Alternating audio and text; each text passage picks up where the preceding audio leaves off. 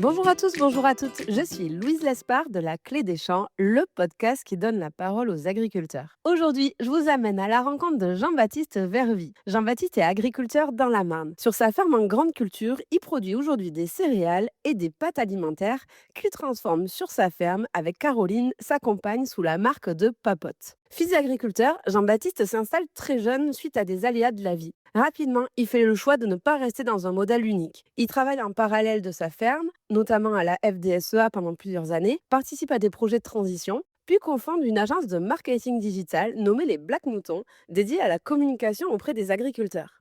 Dans cet épisode, on parle sans filtre de modèle économique, de coûts de production, de pratiques agricoles et de ce que ça veut vraiment dire aujourd'hui d'être agriculteur et chef d'entreprise. Un échange engagé et passionnant avec un agriculteur qui n'a pas peur de sortir des cases et de questionner les évidences. J'ai la chance de connaître personnellement Jean-Baptiste parce qu'on est tous les deux chroniqueurs sur l'émission télé Very Importante Paysan qui est diffusée sur LCP. Et je vous le dis, je tire mon chapeau à Jean-Baptiste. Son parcours, sa vision et sa détermination forcent l'admiration. Allez, je vous laisse en compagnie de Jean-Baptiste pour que vous découvriez cette belle personnalité et je vous souhaite une très bonne écoute. Ce podcast est diffusé en partenariat avec Expo Biogaz, le salon national 100% dédié au biogaz et au biométhane. Si vous êtes agriculteur, porteur de projet ou simplement curieux de mieux comprendre le potentiel du biogaz à la ferme, rendez-vous les 10 et 11 mars à Lyon. La Clé des Champs a le plaisir d'être partenaire de l'événement, on y sera. N'hésitez pas à aller sur leur site web ou leurs réseaux sociaux pour retrouver toutes les infos pour aller au salon. Allez, place à l'épisode du jour maintenant.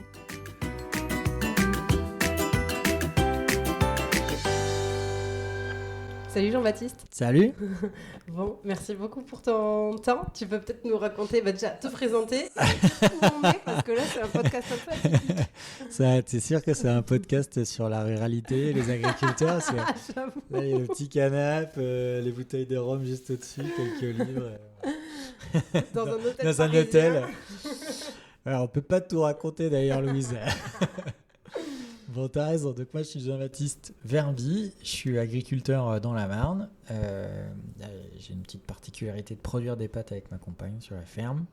Et puis, j'ai toujours eu des métiers à côté de mon métier d'agriculteur, et encore aujourd'hui.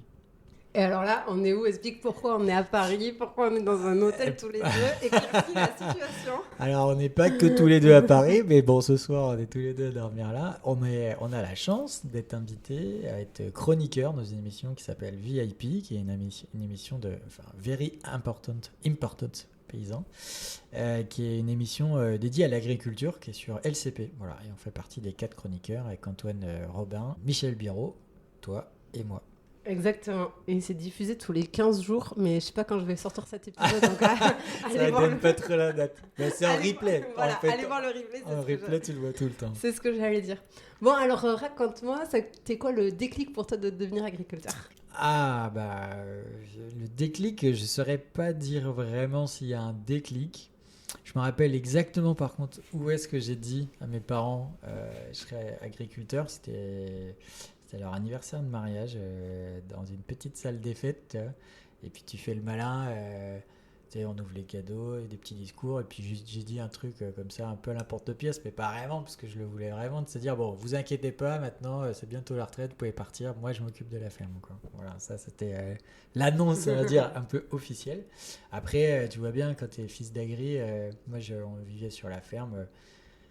T'as un peu ça quand même un peu dans les veines, t'as des tracteurs, tu te dis quand est-ce que je pourrais monter sur un tracteur, quand tu montes sur un tracteur tu dis quand est-ce que je pourrais monter sur le plus gros des tracteurs, quand c'est le plus gros des tracteurs quand est-ce que je pourrais monter sur la batteuse, puis après voilà ça te suit un peu. Et moi j'ai la chance ou la malchance, je sais pas, j'ai toujours entendu mes parents me dire ne t'installe pas. Comme beaucoup de parents agriculteurs. Mais tout le temps. C'est terrible quand même.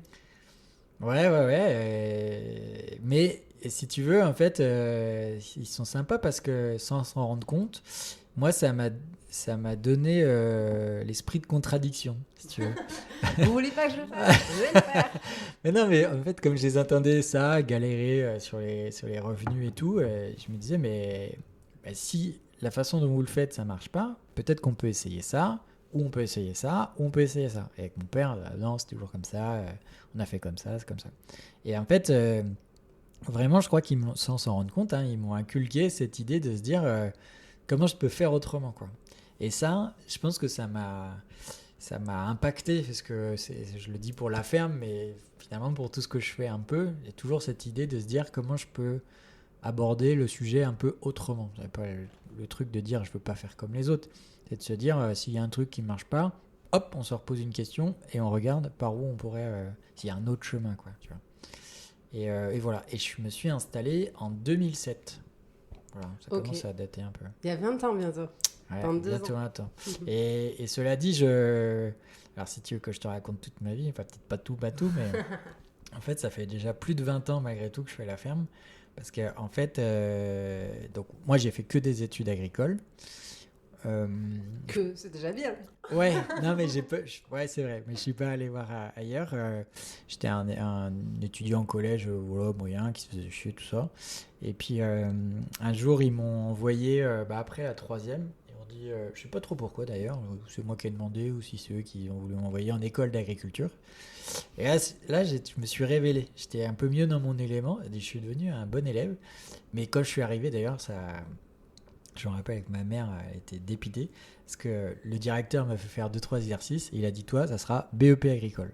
Oh le naze, tu vois, j'ai bien senti que t'es un gros naze, quoi, tu vois. Ma mère elle était bon, ok, trop bien. Donc non, mais on en rigole, je t'interromps, mais c'est vrai que c'est totalement sous-évalué, les cursus agricoles. Encore aujourd'hui, ça peut être considéré comme une voie de garage au final. Ouais, même globalement, ouais, je pense qu'effectivement, quand tu dis tu vas dans l'agricole, alors qu'en fait... le lycée agricole, pour avoir bossé pour eux et tout ça, j'ai été impressionnée de la diversité de l'enseignement qu'ils te proposaient, des débouchés qu'il y avait derrière. Enfin, c'est des super cadres pour scolaires, quoi. Le métier du vivant, il est tellement vaste, enfin du vivant et pas que, mais un vivant animal, le vivant végétal, le machinisme et tout, il y a tellement de sujets que franchement c'était trop bien. Donc moi j'ai fait ça sur l'élevage, j'ai fait un BEP élevage laitier, là, que j'ai appris ça parce que mes parents étaient éleveurs laitiers. Après j'ai repris un BTS Sax, puis un bac STAE à l'époque. De toute façon ça a dû changer de nom. Voilà, ça a dû changer de nom. Après un BTS Sax, ça existe toujours, quoi. Et en fait pendant mon BTS, en fait mon père est tombé malade. Et du coup, il est resté quasi 1 an à l'hôpital. Donc, j'ai commencé à faire la ferme. Enfin, ma mère a fait les vaches et moi, j'ai fait les champs tout en finissant ma dernière année d'études de BTS, quoi. Et j'aurais bien voulu faire une école d'ingénieur, tu vois. Je m'étais motivé après dans les études, donc j'aurais bien voulu continuer. Et puis bon, là, tu te dis, je vais revenir sur la ferme, quoi. Voilà. Donc, après, j'ai forcé.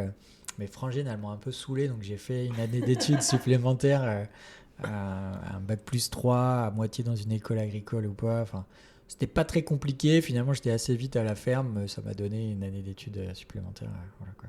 Mais bon tu vois, je vais un peu résigné, je me suis dit c'est tout, je vais revenir sur la ferme, quoi. Même si je l'ai pas subi pour autant, ça m'a un peu saoulé de m'arrêter un peu vite dans les études, ou en tout cas j'aurais bien voulu aller voir à l'extérieur un peu ce qui se passait, quoi. Mais tu t'étais revenu aussi vite sur la ferme parce que tes parents partaient à la retraite, parce que ton père était malade? Non, parce que mon père était malade, ouais. Mon père, pour le coup, il a chopé un cancer. Alors, on peut rentrer dans les sujets tabous des produits phyto et tout le tralala. Oui, mais non, mon grand-père est décédé d'un cancer du mélanome, qui est le... Ah tu vois, moi, mon père, c'est ça, il a eu un myélome, qui est une maladie dérivée du sang. Et en fait, les os se cassaient et puis il s'affaiblissait. Mais il a quand même vécu 20 ans avec ça, quoi. Il a profité des progrès de la médecine. Mais enfin bon, pendant 1 an, il a été plus ou moins à l'arrêt. Donc, j'ai commencé à faire le boulot. Et comme, si tu veux... j'étais dans mes dernières années d'études. Puis après, sa santé, ça a duré encore un petit moment où il n'est pas trop revenu. Assez vite, moi, j'ai changé des choses. C'est-à-dire que mon organisation, c'était je bossais le week-end. Donc, on a changé avec ma mère. Enfin, on a changé un peu 2-3 matériels, ça. Et bon, il a vite eu sa place, puis eu sa place. Déjà, des choses qui s'organisaient différemment. Moi qui bossais le week-end, même quand il est rentré à la ferme, il pouvait pas forcément bosser, il regardait. Bon, du coup, ça l'a arrêté un peu vite, cette transition. Oui, pour lui aussi, ça n'a pas dû être évident déjà. Ouais. Et voilà, c'était une transition un peu brutale, quoi, pas vraiment choisie, tout ça. Après, eux, ils vivaient sur la ferme, ils ont vécu encore longtemps sur la ferme. Et moi, même une fois que j'étais installé, donc je le voyais regarder par la fenêtre parce que du coup après j'ai commencé à bosser en commun, donc on avait du matériel qui était pas sur la ferme, donc j'ai déjà entendu des réflexions à la con disant il n'y a plus de matériel ici, tu vois, il n'y en a plus dans la cour, bah oui parce qu'il est chez le voisin, enfin en fait il y a toute une organisation qui a changé, du matériel qui changeait, le pulvé qui change, alors, bah, il est un peu perdu, tu vois, donc ça il s'est arrêté malgré tout un peu vite quoi. Après il lui restait plus beaucoup de temps avant la retraite, hein, cela dit, c'est ma mère, elle avait encore bah non, mais mon père, il avait. Oui, quand je me suis installé, c'était le moment de la retraite. C'est ma mère qui est restée 2 ans, je crois, 2-3 ans. Ouais. Et T'avais après... quel âge, toi, du coup, quand tu t'es installé? Et bah, moi, je me suis installé. J'avais 24 ans. Et bon, j'entends la frustration, mais après, on y reviendra. Tu t'es quand même bien rattrapé parce que tu as une multitude d'activités à côté du. Ouais, ouais. Mais en fait, on se construit de ça. Je pense, enfin, maintenant, c'est facile de le dire a posteriori. C'était pas un choix décidé, mais. Et en fait, le fait de reprendre une dernière année d'études, ça m'a amené à faire un stage. À l'époque, j'ai bossé à la FDSEA de la Marne, dans un syndicat. Et se poser la question de l'installation. Mes parents, ils avaient une ferme de grande culture, plus des vaches laitières. Et la question, c'est de dire, bah, qu'est-ce que je fais, comment je reprends. Bon, c'était un tout petit troupeau, il y avait une mise aux normes à faire et tout ça. En fait, on a dit, bah, salut les vaches. Et je garde un métier à côté et je continue d'être agriculteur. Enfin, je m'installe agriculteur, mais je garde un métier à côté. Donc, en fait, comme à la fin de mes études, je suis rentré à la FDSEA et je suis resté en fait 18 ans bosser à la FDSEA de la Marne, ouais, qui est en parallèle de ton métier déjà. Ouais, qui est un syndicat un peu particulier dans la Marne puisqu'il y a plein d'activités. Donc, j'ai pu évoluer et faire plein de métiers là-dedans, quoi. Mais ce qui était à l'époque, je me rappelle avoir discuté avec un responsable de la Fédé d'ailleurs, en se disant, parce que c'est assez mal vu en fait, les plus réactifs. Enfin, tu sais, quand tu t'installes, que tu as un autre boulot, je T'es pas ramène dans ça il y a une 20 ans. case. Ouais, t'es pas dans la bonne case, quoi. Et je me rappelle avoir discuté en disant, qu'est-ce que tu penses que ça va passer? Est-ce que je vais me faire bâcher? Est-ce que je vais être bien vu? Enfin bref. Bon, puis maintenant c'est assez commun, mais... Et du coup, tu t'as quitté ton job quand pour être à 100% sur l'exploitation? Bah, je sais pas parce que je suis jamais 100% sur Oui, l'exploitation parce qu'en fait, tu as quitté la FDSE pour te mettre sur tes activités à toi. en fait, j'ai quitté la FDSEA en 2000, je sais pas, attendez, combien là, dès 2025, ça fait 3 ans, 4 ans, 3 ans, Ouais, ok. 3-4 ans je crois. En fait, moi j'ai fait plein de boulot, j'ai bossé dans le syndicalisme, j'ai été dans la partie conseil d'entreprise. J'ai participé à accompagner un peu la transition digitale ou impulser un peu des réflexions dans un monde qui se fait de l'entreprise qui se fait un peu digitaliser. Du coup, à un moment donné, j'ai pris la direction d'une partie informatique aussi de ce groupe-là. Toujours à la FDSE? Toujours la FDSEA. Okay. Et dans cette partie informatique, on a essayé d'impulser une dynamique un peu des nouveaux services, un peu en mode start-up. Et ça a fini par grandir. Et puis, on n'a pas trouvé le modèle économique. Enfin, ça n'a pas marché comme on l'a souhaité. On pourrait faire tout un sujet d'ailleurs là-dessus, sur l'entreprise là-dessus. Et ça s'est arrêté. Et quand ça s'est arrêté et que voilà, toute l'équipe a été licenciée, on va dire, moi j'ai rebondi du coup avec d'autres copains sur la création de l'agence Les Black Moutons. Ouais. Un projet qu'on avait un peu en tête comme ça, qui était posé sur une étagère et qui dit bah voilà, on est dispo, ok, bah allez go, on y va quoi. Et les Black Moutons, tu peux nous raconter ce que vous faites? Et les Black Moutons, en fait, c'est une agence de marketing digital et d'influence dédiée pour le monde agricole, pour les entreprises qui veulent parler aux agriculteurs, de manière en utilisant beaucoup les codes et les leviers du digital, donc jouer avec les réseaux, jouer avec le contenu, travailler le référencement, enfin tous les sujets qui sont non digital, mais dédiés à l'agriculture. Et en fait, les 3 fondateurs qui sont là-dedans, tu as un autre agriculteur qui est un youtubeur, Thierry Baillet, qui est passé sur ce podcast. Qui passait sur ce podcast. Il est agriculteur et ça fait 12 ans aussi qu'il est créateur de contenu. Donc il a une certaine expérience d'utilisation des réseaux et des collaborations avec des entreprises. Clément Mouly, qui est notre expert en marketing digital, qui a bossé beaucoup dans des startups ou en freelance pour des boîtes dans cet univers-là. Et moi-même qui suis agriculteur. Et en fait, à nous 3, on va mélanger plein de compétences de bien connaître le monde agricole. Alors évidemment, on ne connaît pas tout, mais enfin quand même, on le connaît un peu. Connaître le monde de l'entreprise, comment ça fonctionne de l'intérieur, connaître le marketing digital et l'influence. Et du coup, le mix de ces compétences-là fait que il n'y avait pas trop sur le marché, donc on a dit on se lance avec cette. L'idée de Jenny, c'était le positionnement. C'est qu'aujourd'hui, il y a plein de marques qui veulent capter les agriculteurs et l'attention des agriculteurs et qui ne savent plus leur parler parce qu'il y a une décorrélation entre le monde agricole et le reste. C'est un peu cette espèce rare en voie de disparition, l'agriculteur, et comment on les touche et comment on fait passer des messages. Ouais, puis tu as des réflexes encore de boîtes.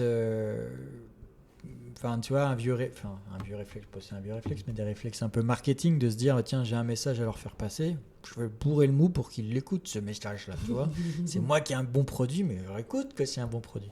Et en fait, ça marche, tu vois, agricole ou pas, ça marche pas cette mécanique-là. En fait, il faut repartir plutôt de qu'est-ce que les gars du terrain ils ont besoin d'entendre. Et c'est là où des fois ça décroche parce qu'ils n'ont pas forcément le parcours ou le langage agricole. Et une des plus-values, c'est de pouvoir se dire nous, ce qui nous intéresse, c'est ça.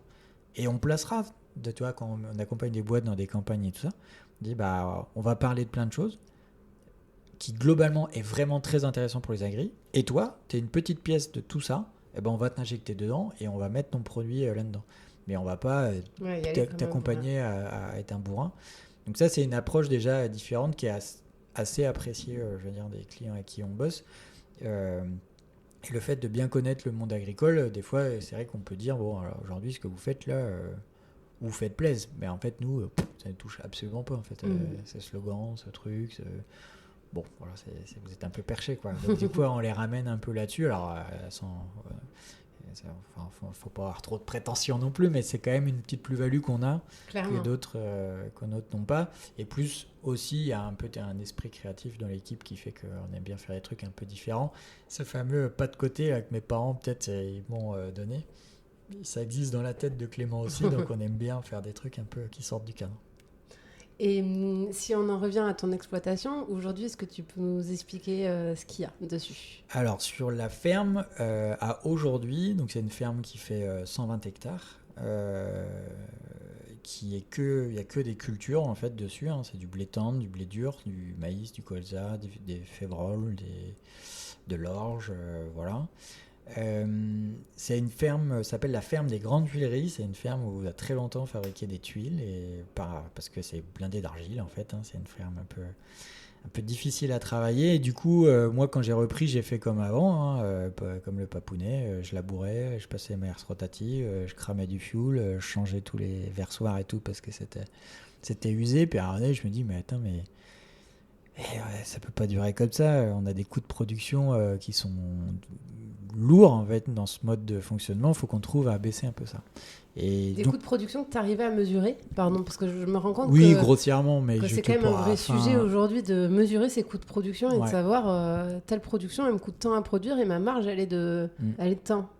Oui, alors du coup moi j'ai un défaut ou un avantage, c'est comme j'ai toujours eu un boulot à côté, c'est-à-dire qu'à un moment donné toutes ces réflexions là, soit je les ai croisées parce que j'étais dans le syndicat, soit à un moment donné j'ai piloté un centre de gestion qui brassait des chiffres sans arrêt. Donc si tu veux forcément ça t'impacte à réfléchir chez toi aussi, si tu veux, quand tu discutes avec les conseillers tout le temps, machin.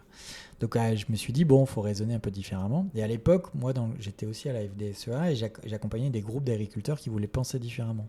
Donc on emmenait des gens voir des agriculteurs qui travaillaient différemment sur différents sujets, notamment sur l'agriculture de conservation à l'époque. Et à force d'emmener des gars dans des fermes, moi aussi j'écoute, je me dis mais putain, mais je comprends pas ce gars-là. Enfin, par exemple, moi j'ai eu un déclic quand je suis allé chez Stéphane Billotte en Côte d'Or.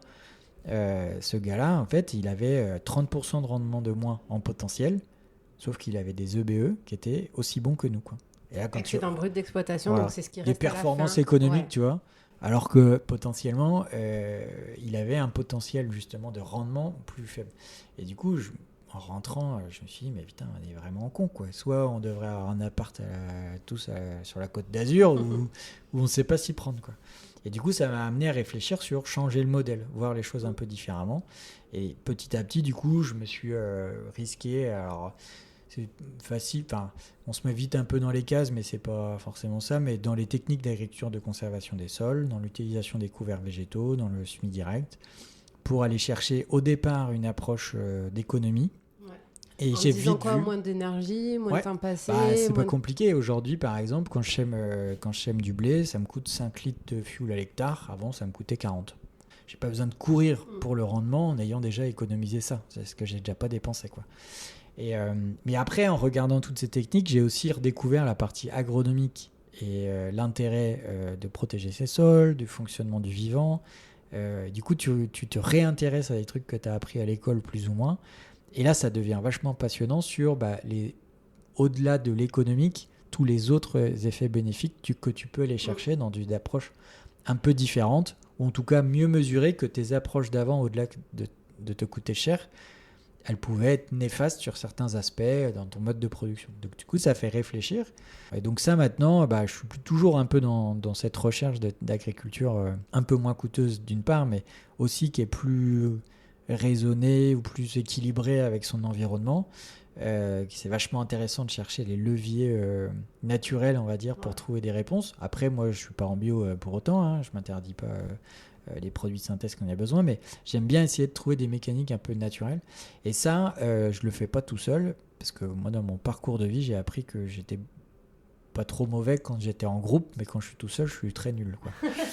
Mais en groupe, c'est bien. Donc souvent, assez vite, moi, ça fait 10 ans, 12 ans que je travaille avec un autre agriculteur, où en fait, on s'est un peu stimulés tous les deux sur ces changements techniques en agronomique, et qui nous a aussi amené à acheter du matériel ensemble. Ouais. Et maintenant, on est dans une CUMA à plusieurs, intégrale, où 100% du matériel est dans la CUMA. Moi, j'ai que des tiers de pourcentage de tracteurs, de pulvées, de batteuses, tout ça, quoi. Ça m'amène à plein de trucs là, tout ce que tu dis, mais c'est sûr que en fait, maintenant, on en parlait ensemble, mais être agriculteur, c'est être entrepreneur, c'est devenu hyper complexe maintenant. Et effectivement, c'est pas tout de faire du chiffre d'affaires, du chiffre d'affaires, du chiffre d'affaires. C'est comme toute entreprise, quand on fait beaucoup de chiffre d'affaires, généralement, on a beaucoup de coûts et on peut se tuer à la tâche des fois. Et du coup, peut-être des fois, il vaut mieux faire moins de chiffre d'affaires, mais avoir moins de coûts. Et parfois, la marge, elle va être la même, ce qui reste à la fin du mois, voire meilleure même. Je pense même en agriculture, on parle pas tellement chiffre d'affaires, on parle quinto, tu vois. Dans les quinto ou litres de lait, mais bon, chez moi, c'est plutôt quinto en céréales. Et en fait, le sujet, il serait plutôt de parler marge, quoi. Oui. En fait. Et moi, ce que j'ai vu justement dans les visites d'agriculteurs à droite à gauche, il y avait vraiment des gens qui raisonnaient comme ça en disant, mais moi, quand j'ai fait 30 quintaux de blé, ça y est, je peux me payer. Tout le reste, c'est du bénéf. Ouais. Quand je regardais ça, moi, avec mes yeux de la partie gestion, dans la Marne, en moyenne, il fallait faire 80 quintaux de blé pour commencer à être payé. Oui, mais quand tu regardais justement la variabilité des rendements sur les dernières années ou du marché, parce que les marchés sont vachement aléatoires, tu te dis sur les 10 dernières années, il y a combien d'années où j'étais en dessous ou au-dessus de la courbe, quoi. J'étais la tête dans l'eau ou au-dessus de la tête. Et c'est là que tu te dis, putain, mais notre modèle, il est peut-être à chercher la ultra performance, mais il est vachement coûteux. Et si je pouvais être moins coûteux au départ, c'est moins difficile d'aller trouver sa rentabilité, quoi. Après, ce qui est difficile, des fois, je ne sais pas s'il y a des agris qui nous écoutent, mais la dernière fois encore, il y en a un qui m'a dit, je lui ai fait une blague sur j'espère que tu aurais gagné plein d'argent. Il me dit, ça, je te dirai quand j'aurai reçu le bilan comptable de ma comptable, quoi. Ouais. Et en fait, donc, pour ceux qui n'ont pas de boîte, le bilan comptable, l'expert comptable, il nous l'envoie. Généralement, moi, je le reçois en avril. Là, je vais le recevoir en avril 2026 pour mon année 2025. Donc, effectivement, ça met toutes les charges, les coûts, les marges. Mais du coup, je me rends compte qu'il y a des agriculteurs qui attendent ce bilan comptable pour savoir s'ils ont fait une bonne ou une mauvaise année. Mais du coup, ça me paraît un peu hasardeux de ne pas regarder ses coûts, sa trésorerie. Comme un chef d'entreprise, on en revient à ça. Mais c'est vrai que maintenant, ça devient quasiment obligatoire quand je vois comment vos marges elles sont tendues. Ouais, alors après, ça dépend des... Alors clairement, en fait, en tant que chef d'entreprise, on devrait maîtriser ça. Et comme d'autres chefs d'entreprise, je pense, de d'autres secteurs, effectivement, si tu n'as pas d'autres outils, tu reçois ton bilan comptable où on te parle de l'année d'avant alors que tu es plus proche de la récolte de l'année d'après. Donc si tu veux, tu dis voilà, de quoi tu me parles. Donc après, il y a des outils qui existent et qui peuvent permettre d'anticiper un peu. Après, l'agriculture, c'est une récolte par an. Il il y a un temps long et une obligation aussi de passer à travers les crises comme ça. Donc après, oui, le blé va s'équilibrer d'une année sur l'autre. Il va y avoir des bonnes années, des peut-être. mauvaises. En tout cas, mais de toute façon, tu peux pas. C'est pas comme une usine où tu vas détecter. Ou tiens, dans mon métier autre d'agence de com, tu t'es planté sur un devis, le devis d'après, tu vois, 2 mois plus tard, tu le corriges. Tu t'es planté sur ton blé, tu vas attendre jusqu'à la moisson et tu vas ressemer. Donc c'est un temps quand même un peu long qui, je pense, qui fait que. Alors c'est peut-être un prétexte, mais naturellement, t'es pas non plus tous les jours sur ton tableau de bord.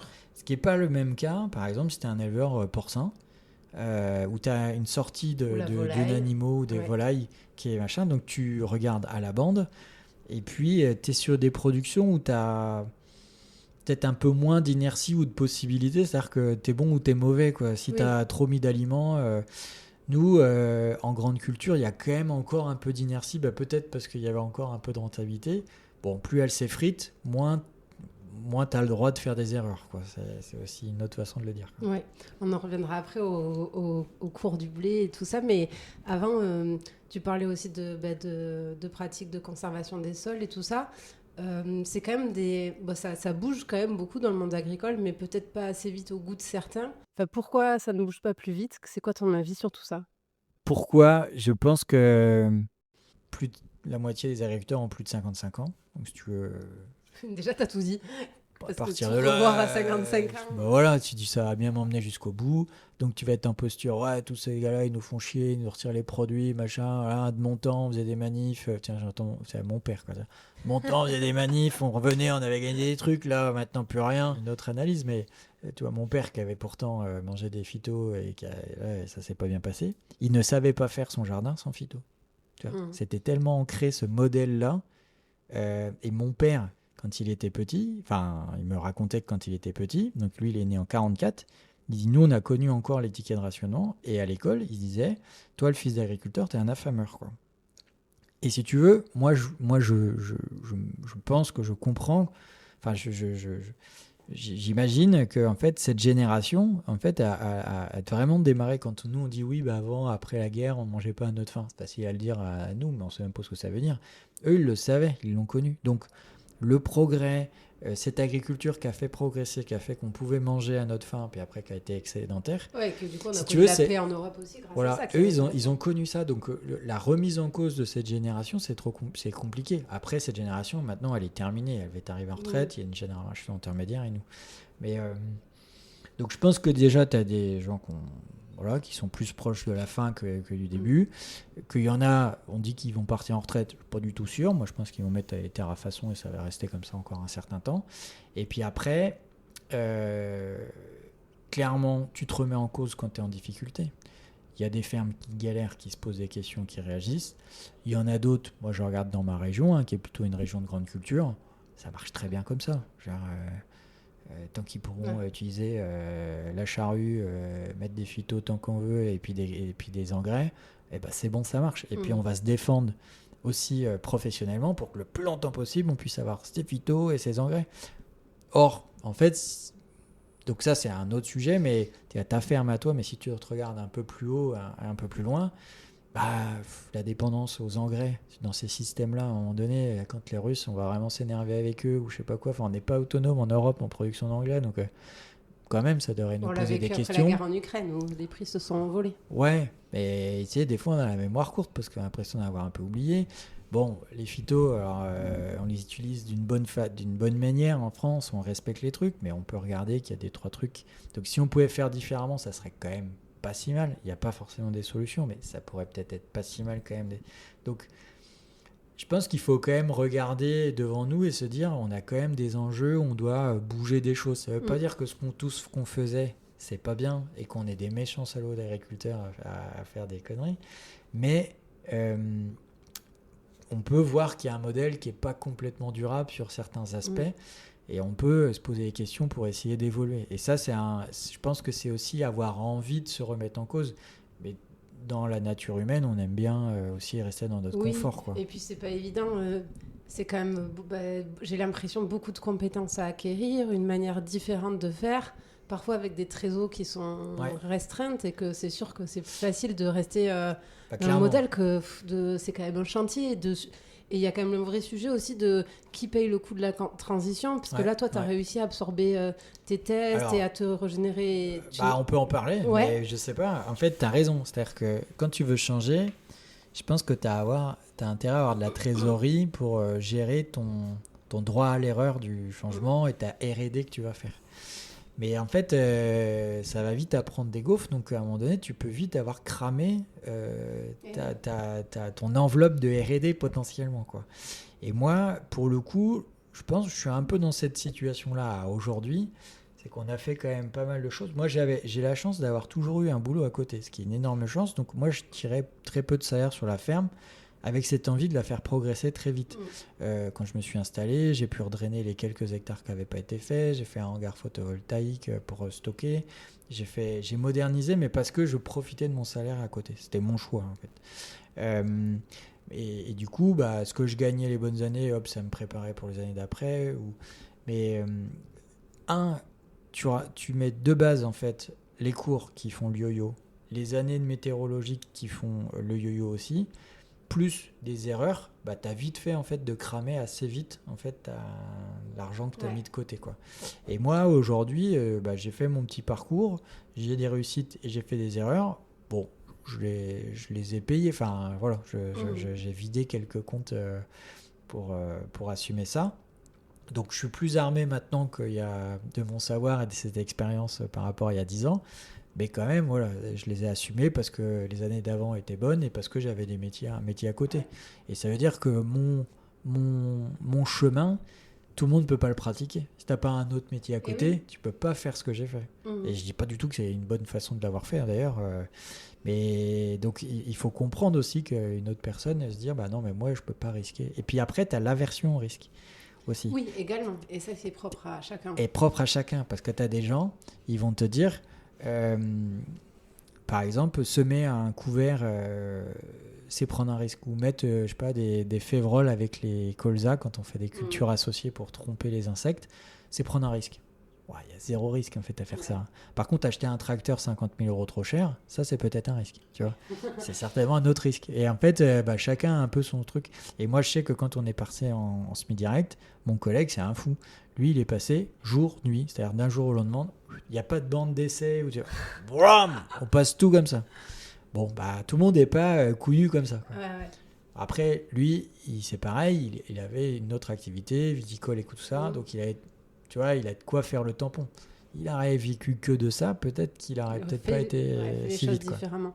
Et ça pose la question de qui finance le coût de la transition, parce qu'on ne peut pas non plus laisser les agriculteurs seuls à opérer le changement chez eux, surtout que j'ai le sentiment que ces pratiques-là, c'est quasiment la parcelle, chaque parcelle est différente et que même sur une même exploitation, toutes les parcelles ne vont pas avoir besoin de la même solution. Donc il y a quand même... C'est vrai que, en fait, suivant les types de sols, ça ne va pas se comporter pareil. Il faut laisser le temps et l'agriculture, ça prend du temps, donc il faut laisser le temps.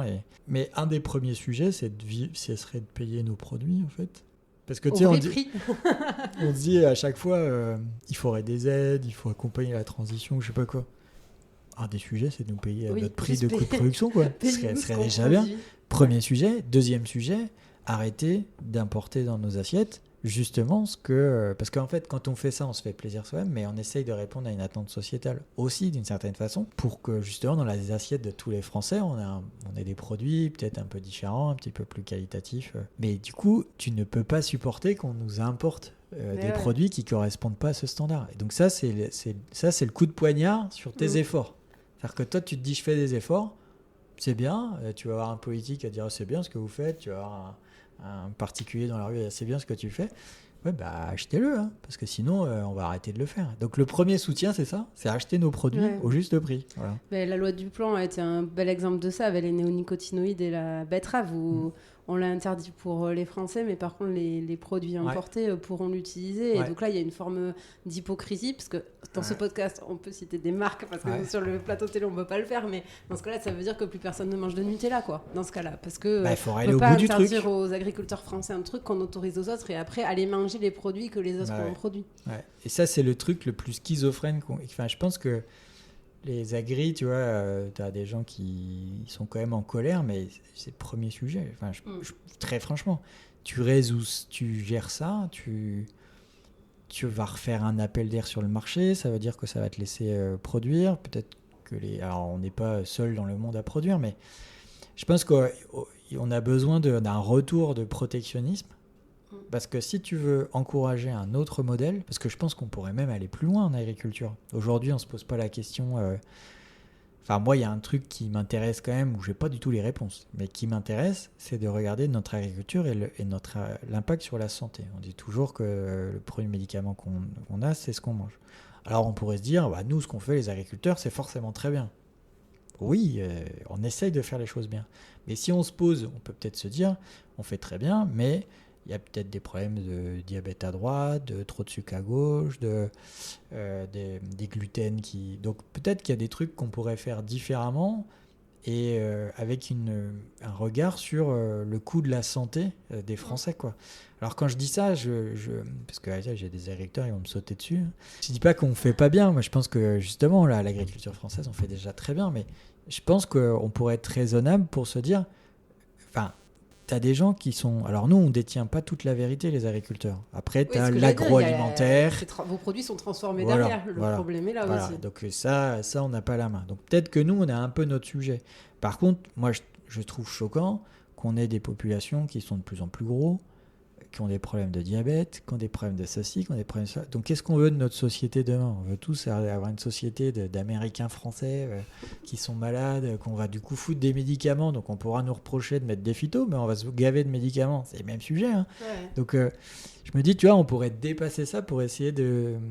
Et ça, si tu avais un projet comme ça en disant demain en France, on va avoir une agriculture qui est différente pour nos territoires et pour notre assiette et pour notre santé, elle est obligée d'être protégée. Oui. Pour ça, tu peux pas introduire quelque chose que tu essayes de changer, c'est pas possible. Mais pour ça, il faut un peu de courage politique. Ouais, ça faut du coup. Alors, faut de la vision, faut des connaissances et du courage. Oui. Et dans le courage, il faut tenir le fait que si tu changes de paradigme, forcément, tu changes tout un état, des gens qui sont établis, quoi, avec un business, donc c'est la remise en cause d'un business. Donc c'est pas simple, c'est facile de le dire à côté d'un verre, mais c'est pas simple de faire ces transitions. Tu pourrais te dire, voilà, on se donne un cap à 20 ans ou à 30 ans ou à une génération. On se dit, tiens, c'est ça qu'on pourrait se dire. En 50, c'est quoi notre agriculture, une alimentation que l'on veut dans notre assiette ? Ok, on veut ça, alors donnez-nous le temps, et dans 20 ans, on y sera, quoi. Ouais.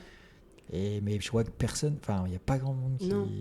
Vision, connaissance agricole, courage politique, moi je pense que personne nous en voudra de dire qu'en ce moment, la classe politique ne remplit pas vraiment les 3 critères. Non. Et d'ailleurs, c'est triste parce que tu ne sais pas d'où peut venir le vrai bon changement, quoi. Alors tu pourrais dire, ça va venir du terrain. Mais le terrain, il n'a pas toutes les clés pour autant. Oui. Mais tu vois, moi, j'ai suivi un peu les travaux du Shift Project qui a sorti un rapport sur l'agriculture avec une entrée énergie à la base. Hein, mais l'énergie, c'est au cœur de tout pour faire fonctionner. L'énergie, c'est important et c'est au cœur de tout. Et si tu veux, je trouve que tout ce qu'il y a de là-dedans est faisable. Toutes les recommandations sont faisables. Par contre, c'est l'envie d'avancer. Mais il est plein de bon sens, ce rapport. Et moi, je serais bien à l'aise d'avancer et de se dire, voilà, le cap pour l'agriculture qu'on doit avoir pour 20 ans, dans 30 ans, c'est de respecter ça. Parce que, c'est sobriété énergétique qu'on n'a pas en France. Donc, il serait minimum de se dire comment je peux économiser un peu moins. Et puis, aussi sur un aspect un peu gaz à effet de serre, planète et tout... Bon, si on peut essayer de faire un peu les choses mieux, ça serait quand même pas mal non plus, quoi. Bon, et ensuite, on n'a pas parlé de Papote. Vas-y, raconte-nous. Papote, c'est une histoire d'amour, ça. Papote, c'est l'histoire de Caroline et moi. Caroline qui vivait pas dans la région quand on s'est rencontrés et qui, quand tu es avec un agriculteur, pas de bol, tu es obligé d'aller chez lui, hein, c'est pas lui qui déménage. Et devenir agricultrice, presque. En tout cas, la ferme fait partie aussi du quotidien. Et en fait, elle est arrivée, elle bossait, elle est fille d'agriculteur, elle bossait dans l'agroalimentaire. Elle n'a pas trouvé de job agroalimentaire dans notre région. C'est déjà un signe d'ailleurs sur Papote. C'est que chez nous, c'était pas une région très alimentaire. Ça se passait pas bien. Et du coup, un coup, en rentrant de vacances, on dit c'est pas possible. En fait, elle dépérissait. Je dis, on va faire un truc ensemble. Après tout, tu es dans l'alimentaire, tu aimes bien ce sujet-là. Moi, j'avais toujours envie, si tu veux, comme j'ai des boulots à côté, je me dis, c'est cool, je fais ma ferme, parce que tu peux faire 2 boulots, mais je la développe pas. Je la fais le week-end, vite fait, hop, je bosse jour et nuit, pof, le blé il est semé, tu passes à autre chose. Mais je la développe pas, j'y accorde pas de temps. Donc tout le temps, je m'étais dit, j'aimerais bien me retourner à la fin de ma carrière en ayant créé quelque chose. Donc si un jour je pouvais installer quelqu'un, parce que je prenais quand même mon pied d'avoir un autre boulot en termes d'ouverture, j'aimais bien ça. Mais si je pouvais permettre à quelqu'un qui a envie de s'installer sur une ferme, tu vois, je lui laisse un peu de place et qu'on trouve un équilibre, qu'il développe un projet. Bon, il se trouve qu'en fait, c'est avec Caroline qu'on s'est dit, tiens, on va développer le truc.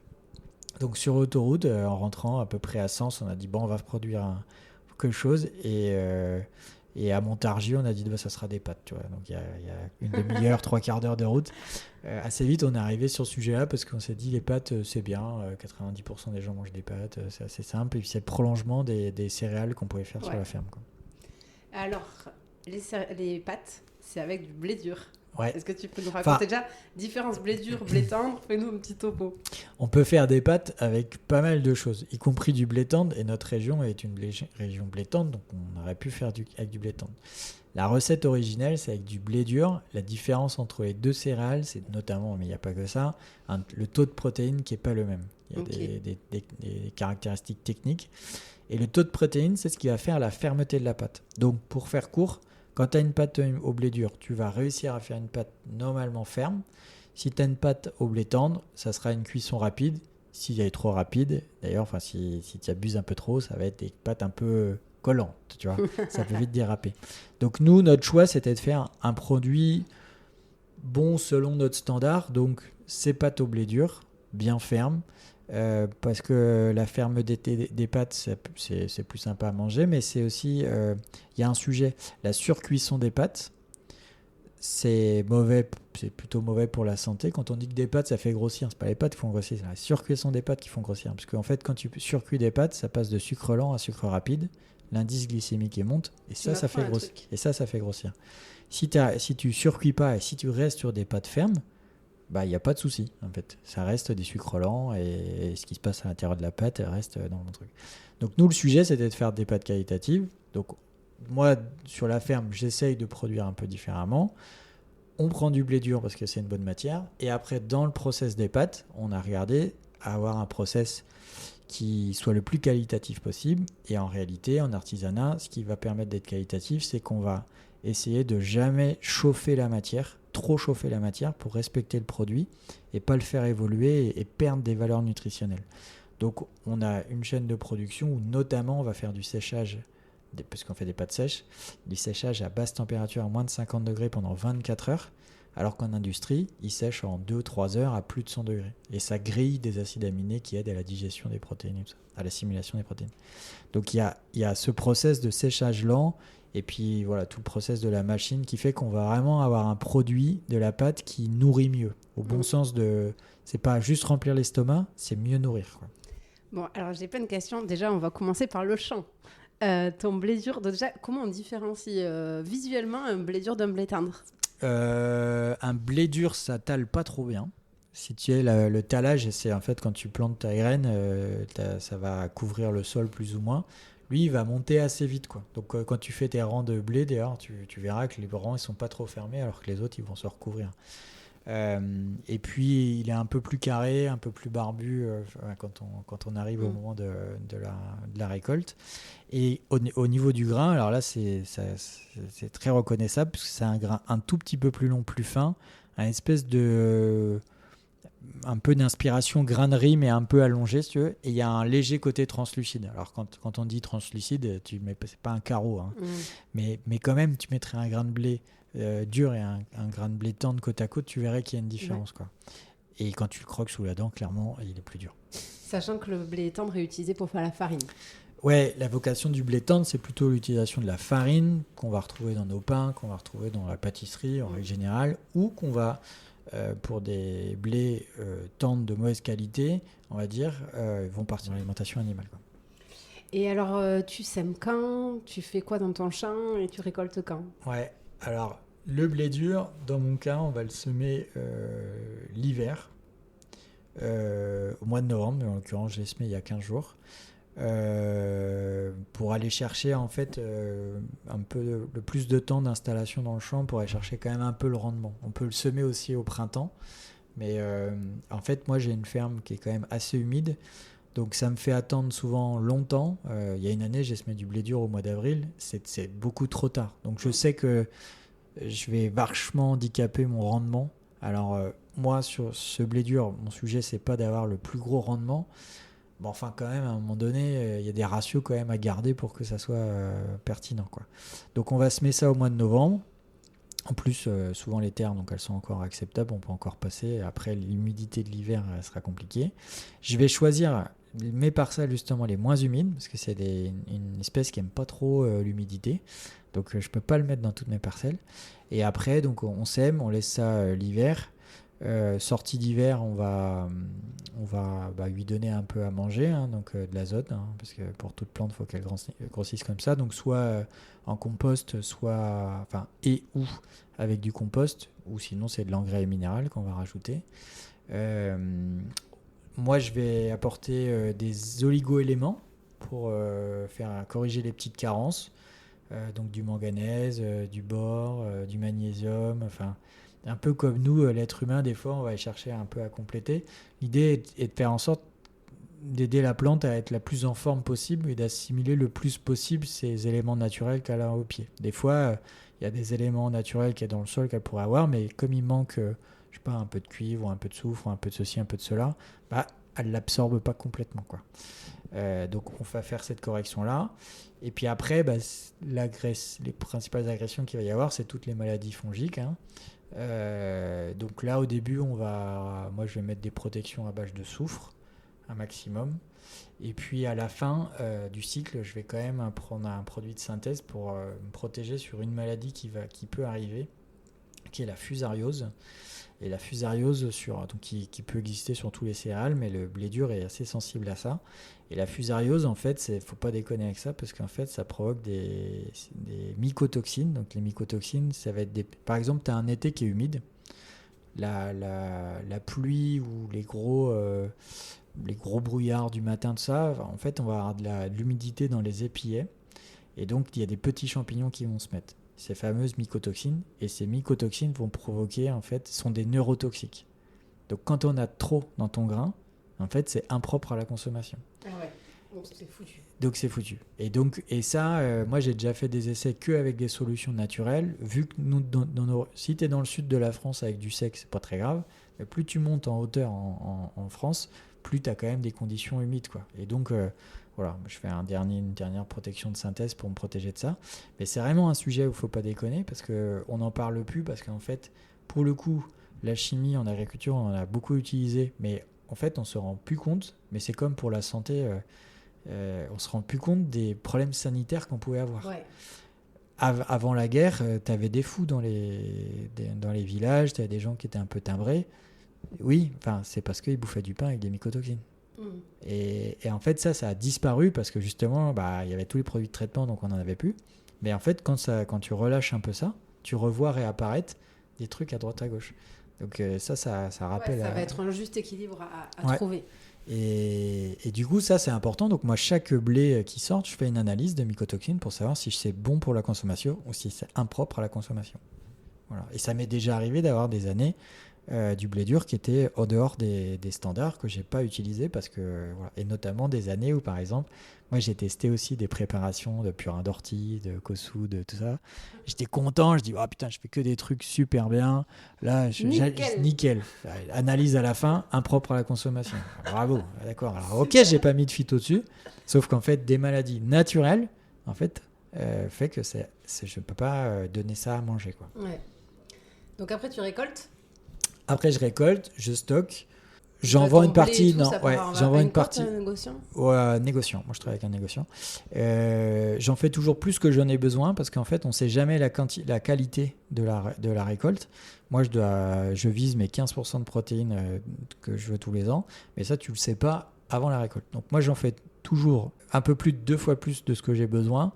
Et si c'est une bonne récolte, je vais essayer de la garder jusqu'à l'année d'après Et l'année d'après, si j'ai une bonne récolte, je vendrai ce que j'ai en trop.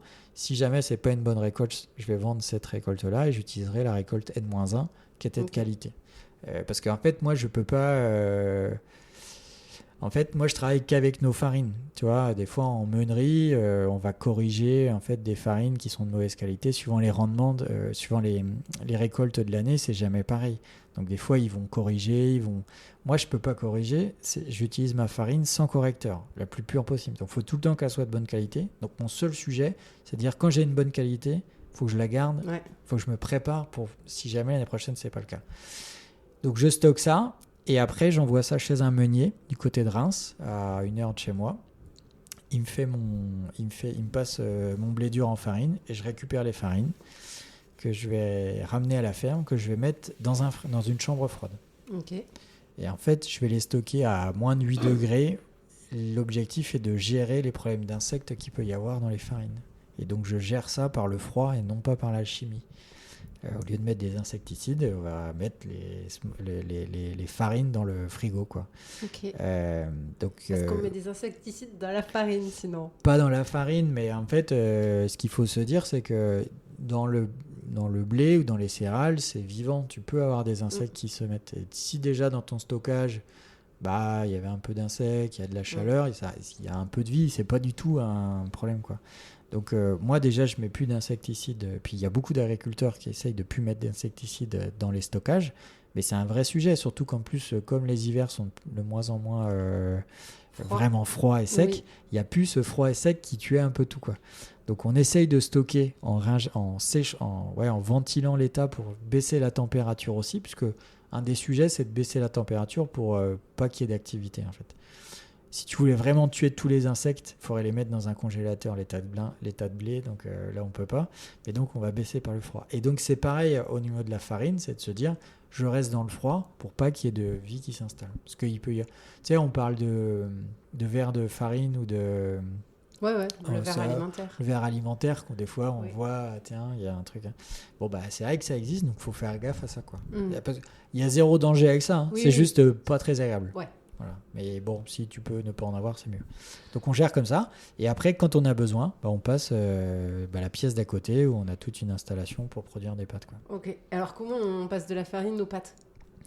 Je sais pas, tiens, je te pose la question. Qu'est-ce qu'il faut pour faire de la farine?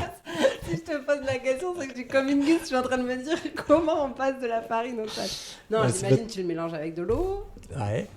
Tu mets d'autres choses ou pas? Bah oui, j'imagine. Des œufs? Non. Ouais, pourquoi pas? Ça peut. Après, je sais pas. En fait, les pâtes, c'est quand même relativement simple. C'est de la farine et de l'eau. On va mélanger ça. On va faire une matière qui doit ni trop être humide, enfin, elle doit pas être trop humide ou trop sèche. Donc ça, c'est un petit équilibre qu'on doit trouver. Moi, dans mon cas, je rajoute 21% d'eau en fait dans mon mélange. Et ça dépend des farines que l'on a, puisqu'en fait, petite parenthèse, pour que le meunier arrive à faire de la farine avec du blé dur, comme son nom l'indique, sans tout défoncer, lui, il va commencer par mouiller le blé. Donc, il va mouiller le blé pour que ça passe. Et du coup, lui, il va déjà m'injecter un peu d'eau. Donc, voilà, suivant en fait son meunier comme on pratique, on va rajouter des quantités d'eau différentes. Donc, ça va faire une matière. On va passer ça va mouliner. On va passer ça, en fait, dans une presse qui va sortir, qui va tasser. En fait, il faut comparer ça à une machine à pâte à modeler. Okay. Tu mets ta pâte, tu appuies sur un gros truc et tu as mis une forme étoile, carré, rond, soleil, lune ou je sais pas quoi. Voilà, et tu pousses et ça sort. C'est pareil, sauf que en fait, moi, la machine, elle est un peu plus automatique. Et on va mettre des filières qui sont, au lieu de mettre carré, étoile, rond, moi je mets coquillette, penne, fusilli ou je sais pas quoi. Je change la forme. Ouais. Et donc, j'ai mes pâtes qui vont sortir, un petit couteau qui va couper la pâte quand la matière va sortir.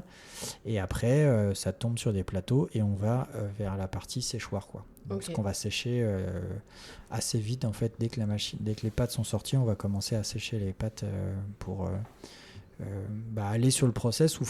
Moi, j'ai réinjecté 21% d'eau pour faire la matière. Après, la pâte sèche, pour qu'elle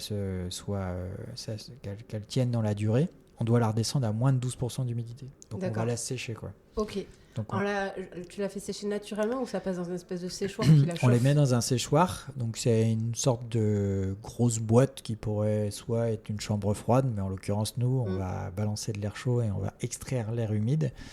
La différence qui est importante, c'est qu'on va pas on va pas chauffer à plus de 50 degrés. Et du coup on va sécher très longtemps. Ouais, c'est ce que tu expliquais. Et ça c'est plutôt le process artisanal classique. Et vous verrez que quand tu prends un paquet de pâtes, c'est assez rare de trouver ça. Il y a quelques pâtes qualitatives industrielles pour lesquelles tu vas voir ça, dans certaines marques on va dire, mais souvent en industrie, pour gagner du temps et faire des pâtes qui coûtent moins cher, hein, c'est clair, ils ont un process qui va plus vite. Et qui du coup il monte plus haut en température. Alors le problème c'est que justement ça tue des acides aminés qui aident à assimiler les protéines, donc en fait tu crois qu'il y a des protéines mais tu n'as plus d'acides aminés pour les assimiler, donc c'est con, mais voilà, ça n'existe plus. Et c'est vrai qu'il y a une vraie différence parce que eux, quand ils produisent des pâtes, ça ne s'arrête jamais, alors que moi quand j'ai rempli mes séchoirs, puisque ça va durer 24 heures, j'éteins ma machine et puis j'attends. Ouais. Voilà, j'attends que ça sèche, je vide mes séchoirs et là je pourrais peut-être recommencer à reproduire. Quoi. Donc ça fait qu'on a des coûts de production qui n'ont rien à voir avec l'industrie. Quoi. Bon, par contre, du coup, il faut de la farine et de l'eau pour faire des pâtes. Ouais, alors tout à l'heure, tu as raison, tu as dit des œufs. Ouais. Alors il y a des pâtes aux œufs qui existent. Alors c'est assez rigolo parce que maintenant c'est resté des pâtes un peu traditionnelles, mais c'est toujours une histoire de fermeté des pâtes et de protéines. Et en fait, les pâtes italiennes, ils ont des blés durs. Historiquement, tu as du blé dur là-bas. Ils avaient des blés à protéines. Plus tu vas monter haut en France, moins tu as de blé dur parce que naturellement, en fait, elle va pas se plaire, cette céréale-là, parce que c'est des conditions trop humides. Donc, si tu étais sur un blé simple, il manque de la protéine. Un blé simple, il va vite coller la casserole. Donc, on allait chercher la protéine de l'œuf. Ah ouais, l'œuf, ok. Voilà, pour retrouver un peu la fermeté. Maintenant, c'est devenu en fait une spécialité avec un goût un peu différent. Mais c'était aussi pour aller chercher la protéine qu'on n'avait pas pour avoir des pâtes qui se tiennent. Quoi. Très bien. Et alors, vous commercialisez comment, Papote ? Nous, on fait tout. On fait de la vente directe où on fait des événements à côté de chez nous. On vend un peu à la ferme. On fait des marchés sur Paris. On vend en ligne. Des pâtes et mine de rien on en vend pas mal en ligne, hein. Tu peux nous donner ton site? C'est papote-du6pâtes.fr. Bon, okay. Quand tu tapes papote pâtes sur Google, tu trouves facilement, mais on fait 15% de nos ventes en ligne. Et en fait, plus ça va, plus on a des gens qui achètent en ligne. C'est assez drôle parce que nous-mêmes au départ, on se dit faire un site pour acheter des pâtes. En fait, les gens ils achètent des pâtes en ligne. Une fois qu'ils te connaissent, c'est puis cool. Ça se stocke bien, donc tu peux commander des quantités. Tu as un produit sec, effectivement, tu n'es pas trop embêté avec ça. Après, on vend en GMS. Alors, on pensait au départ d'ailleurs qu'on allait vendre beaucoup en GMS et pas trop s'embêter parce que du coup, la vente directe, c'est les week-ends. Et nous, on a 3 enfants. On s'est dit, bon, on va faire notre activité, mais bon, le week-end, on va profiter de la vie, tu vois. Pas du tout. En fait, du coup, les week-ends, nous, on fait de la vente directe et la semaine, parce qu'en fait, la vente en magasin, il y en a, mais franchement, ça se développe pas tellement. T'as des magasins qui jouent le jeu, t'en as beaucoup qui jouent pas le jeu. Et du coup, en fait, t'es une marque que personne ne connaît. Donc, quand on t'a mis, en fait, dans le fin fond d'une étagère, personne te cherche, personne t'achète. Donc, le gars, il t'a dit, ça s'est pas vendu. Bah oui, j'ai vu. Alors toi, t'es pas content, moi je suis pas content, et du coup ça s'arrête là. Donc ça se développe pas tant que ça en fait, la vente dans les magasins. Ça a plutôt tendance même un peu à baisser là, si on regarde tout ça. Ce qui se développe beaucoup, c'est nous, puis on met un axe à fond là-dessus, c'est la restauration collective. Donc les collèges, les cuisines des collèges, des lycées, les cuisines centrales. Pour nous, c'est important parce que c'est du volume. Et en fait, on a besoin, puisque l'installation coûte quand même relativement cher, on a besoin de sortir un volume pour payer nos charges de fixe. Et c'est là où on va avoir de la marge sur de la vente directe ou sur des ventes où on peut justement mettre un peu plus de rentabilité pour nous. Mais du coup, et ça, c'est un sujet. Et là, il y a un vrai sujet, c'est que par rapport à mes collègues producteurs de pâtes qu'on a dans d'autres régions, nous, on a une région. Et ça, c'est une erreur de notre projet qu'on n'a pas anticipé au départ. On a une région qui n'a pas trop la culture culinaire ou pas trop la fierté d'acheter local. Et franchement, on galère quand même à sortir des volumes. Ouais. Je serais dans l'Essonne, je serais à Angers, je serais à Poitiers et tout. Je ferais 40, 50, 60 tonnes en restauration collective. Aujourd'hui, on en fait 6. Ah ouais. Et moi, on a fait de la sous-traitance pour un copain qui s'est lancé dans les pâtes. Au bout de 9 mois, il prenait un contrat de 30 tonnes de pâtes. Dans une autre région. Dans une autre région. Du coup, il n'arrivait pas à suivre, donc on a bossé pour lui, momentanément, le temps qu'il se rééquipe. Et nous, on n'était qu'à 15 tonnes de pâtes. Et ça faisait déjà 3 ans qu'on tournait, quoi. Ah Je me ouais. suis dit, putain, ouais, on est quand même pas... Donc ça, il y a un effet région. Et ça, c'est le vrai point noir de notre projet qu'on n'avait pas anticipé. D'ailleurs, même, on était un peu... je me la pète, ça va bien se passer. Caroline, elle vient de l'agroalimentaire.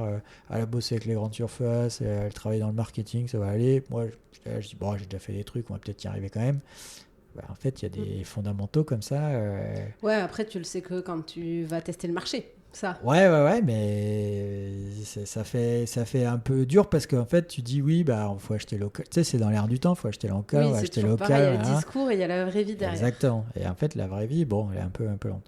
Donc, je te dis vente directe, magasin, restauration collective, et puis après, qu'est-ce qu'il nous reste un peu de restauration aussi. Il y a quelques restaurants qui prennent nos produits, quoi. Très bien. Et je ne l'ai pas dit, mais c'est la minute économie du podcast. Et combien elles coûtent tes pâtes? Ça coûte à peu près 8 euros du kilo, on va dire. Okay. Ce qui est proche. Alors, dans les pâtes, quand on s'en rend pas, c'est proche d'un prix de pâtes qualitatives. Enfin, c'est des prix de pâtes qualitatives. Tu prends des pâtes bio ou pas bio, mais séchage lent. T'es dans cette gamme-là. Après, tu peux avoir des lustres crus à 1,50€ ou des Eco Plus à 1,50€. Sauf qu'en fait, on n'est pas du tout dans le même produit, quoi. C'est des pâtes, et ça, c'est facile. Enfin, moi, je le dis, c'est facile à dire. Tu vas me dire, bah, moi, aujourd'hui, les clients qui viennent, ils nous disent, tes pâtes, ça n'a rien à voir. Une fois qu'on les a mangées... Ouais, on se rappelle le vrai goût des pâtes, on quoi. se rappelle le goût des pâtes, on sent qu'on est un peu plus calé. Souvent, c'est comme ça que ça se passe. Les gens, je leur vends mon discours quand je suis sur le marché, ils prennent mes pâtes, et puis je leur vois après, ils me disent, bah, on a mangé vos pâtes, on a repris ce qui était dans le placard après, et là on a compris. Du coup, maintenant on revient en racheter, quoi. Et en fait, tu vends pas le même produit, même. Et ça, c'est un peu, c'est pareil, on l'avait pas trop évalué non plus. Des pâtes, c'est basique. Et du coup, déjà, par exemple, quand on fait un marché, les gens sont un peu, bah, des pâtes. Ouais. Donc, il faut expliquer tout ça. Et puis, ouais, tu fais pas forcément d'attention. Tu vas peut-être donner attention à la viande que tu achètes, au canard que tu achètes. Oui, c'est pas un produit qui est considéré comme à forte bah valeur ouais, ajoutée. C'est un produit du quotidien. Ça me remplit l'estomac et j'achète des pâtes, quoi. Et en fait, il n'y a pas tes pâtes. Et clairement. Et nous, aujourd'hui, on a des gens qui se disaient intolérants au gluten, qui étaient plutôt dans le confort de l'intolérance. Parce que si tu es vraiment médicalement intolérant, tu peux pas. Mais il y a plein de gens qui se disent je suis intolérant au gluten. Bon, tu fais gaffe parce que ça te ballonne. Qui te disent, moi je comprends pas, vos pâtes, je les mange et j'ai pas de problème. Et en fait, il n'y a pas de secret. Enfin, on pourrait se dire c'est de la magie. Il n'y a pas de secret. Séchage lent, on respecte le produit. 100% nos farines, il n'y a pas de correction. Tu as des fois dans les farines, parce qu'il y a des qualités qui sont variables, on va rajouter des gluten, on va rajouter des fois des enzymes pour refaire travailler les trucs. Et ça, moi, je l'ai même appris par mon meunier, parce qu'un coup, j'ai une boîte de restauration collective qui me demandait pour bosser, et c'était le prix. Puis il y avait du volume, je dis putain, on va quand même pas laisser passer le truc, faut qu'on trouve une solution. Alors, j'étais en train de réfléchir, donc le blé dur, ça c'est payé plus cher que du blé tendre, donc je dis bon, j'éjecte, on va essayer du blé tendre, et puis on va essayer d'avoir un blé tendre. Et puis je demande au meunier, je dis, on peut pas faire un truc pour corriger tout ça? Il dit, bah si, je te remets des enzymes, des machins, des trucs, des bidules, et puis on va remonter. Ok. Mais en fait, quand tu as des gens qui supportent plus un produit, bah c'est juste que c'est ça, en fait. Ouais. C'est toutes les corrections qu'on va mettre derrière qui sont pas, c'est pas du poison, mais c'est pas un peu c'est pas naturel dans le cycle du produit, donc y a des gens qui tolèrent pas ça. Donc nous, en fait, il y a ça qui se passe, c'est qu'aujourd'hui, on a derrière ce produit et ce prix, on vend quand même pas les mêmes pâtes, et les clients nous le disent, quoi.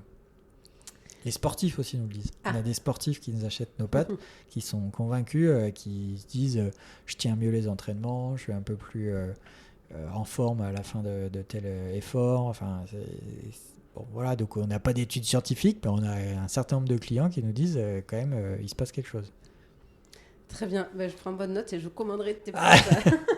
C'est dommage, Manu, mon conjoint, a son semi-marathon ce week-end, ça va être trop tard, pour ses prochaines compètes. Qu'est-ce qu'on peut te souhaiter, JB, pour la suite?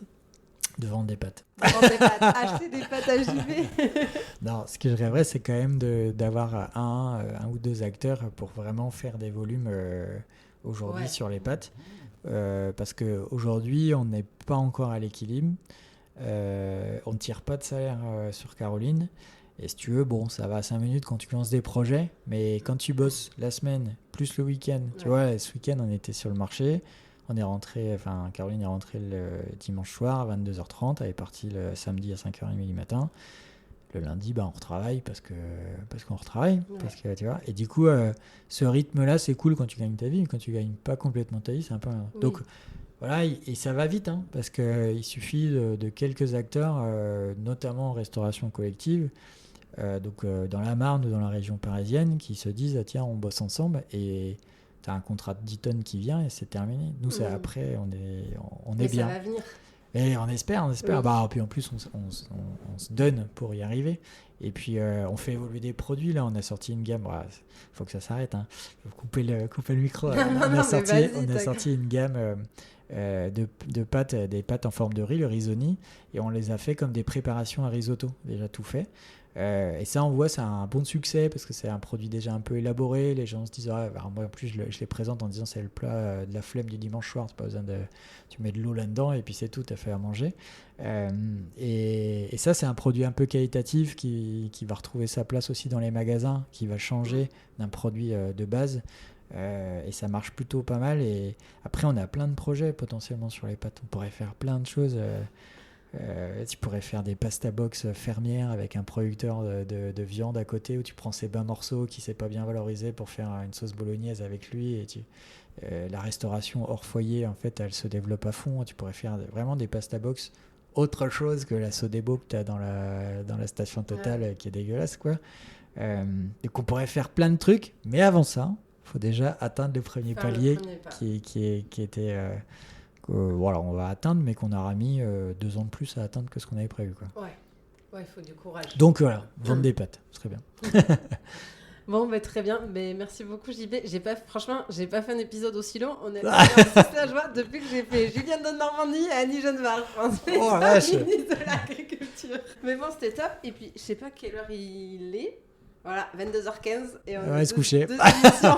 Deux émissions enregistrées de même pour Very Important Paysan. Donc, on va aller se coucher. Bon, merci beaucoup, JB, pour tout ton partage. Bravo pour tout ce que tu fais. Je trouve ça vraiment impressionnant. Vraiment.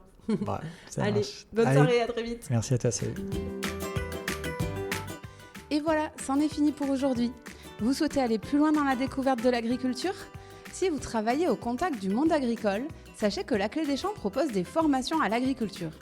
Elles sont adressées aux collaborateurs qui ont besoin de mieux comprendre le monde agricole pour mieux performer dans leur travail. Nous proposons des formats e-learning sur la thématique de votre choix qui sont suivis d'immersion à la ferme par petits groupes de 5 pour vivre un véritable vie-ma-vie d'agriculteur. Plus d'informations et inscriptions sur www.laclédeschamps.fr.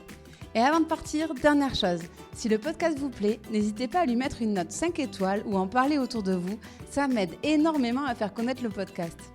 Merci beaucoup et je vous dis à très bientôt pour en savoir toujours plus sur le monde agricole.